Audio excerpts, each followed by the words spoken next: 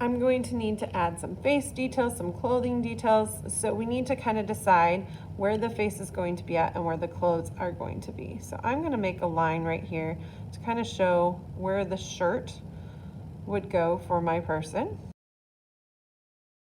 The shirt's actually going to have a bit of a collar, so I want to make sure that I can show those details. Now you can also make a creature. It does not have to be a human. Okay, I just chose the person I did because I thought it would be fun to make them, and it is a person I admire. Okay, so now I'm going to go ahead and draw where I want the pants to go. This person usually wears jeans, so I'm going to try and include some of those details. So I'm going to kind of just draw like the edges of the pants right here. And then on the back side here, I want to have some back pockets. But what comes out of there is what I call a crumb. And I just wipe them on my mat or on my paper towel.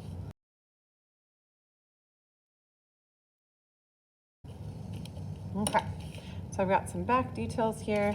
Now I need to add some pockets in the front. And then I might draw like this seam that runs down the side.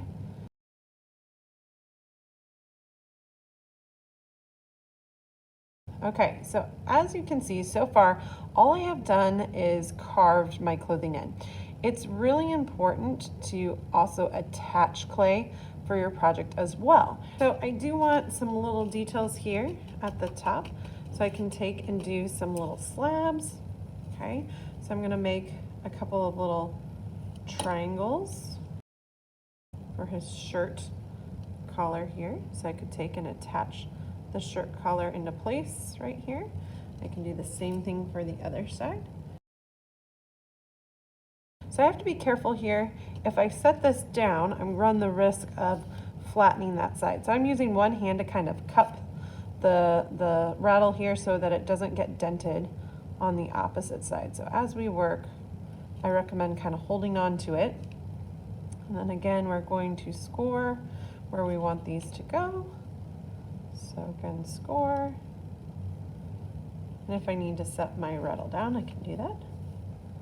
And then score and score. Okay, I'm going to take a little slip here. A little bit of slip right here. I'm going to press these into place. I've got that, then I can take a little bit here. I'm going to make a couple of buttons because he always wears a button-down shirt. And so I'm just going to go ahead and attach those there. So I've got kind of the shirt started. Next, I'm going to build the arms. So I need to take some, and I'm going to do a coil technique for this. All right, so now I'm going to take and make the coils for the arms.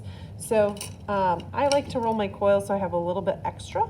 So I'm going to do, again, this time about my index finger width for it, and I'm going to cut 2. So I'm going to take this, I'm going to press it down into a more rounded form.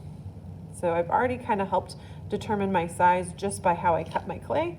I'm going to do the same thing here. I'm just kind of pinching it between my fingers to start to round that chunk of clay. And then once I've done that, then I can start to roll my coils. And I don't have to do a lot of rolling because I want the coils to be a good size for the arms. So now I've got 2 arms here, okay? And I'm just going to trim off the ends, kind of line them up, trim off the ends so I have a nice clean end here. And then I need to decide where I'm going to attach them. So where are they going to connect? So think about where would the arm or the shoulder be, okay? And then I also need to think about what is my character going to be holding. So you could have both arms coming to the front. Now remember, if you were making something like a bird, this might be where you make wings. And so maybe a slab would work better. Maybe you want to have the hands sticking out. And so this person actually does painting, okay? So I'm gonna have my hands kind of coming together. And I make my coils a little bit too long just to make sure I have enough clay. This is looking pretty good. I think my coils might be just a tad too big. So I'm just gonna do a little bit more pressure here. Decide where I want the arms to come to. Okay, and I feel like it's a little long on this side. Maybe trim a little bit off here. And then I'm going to go ahead and score and slip it into place.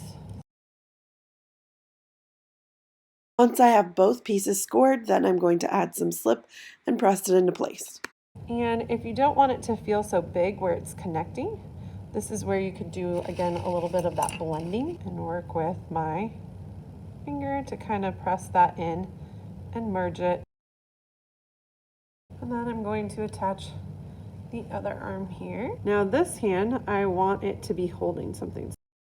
I want to make it kind of look like a fist. And if I wanted to, I could even take and draw some like fingers onto here. And then I'm going to take a little bit of clay and roll like a teeny tiny coil to serve as like the thumb. And again, if you've got any marks that you don't want there, you can work with your sponge. If you've lost your lines, go ahead and add those back in. And then this person usually has a long sleeve shirt on with the sleeves rolled up. So I'm gonna go ahead and kind of make a line right here. I'm just gonna take and make a thin slab. I'll just take and wrap this around the edge. And don't forget to score and slip.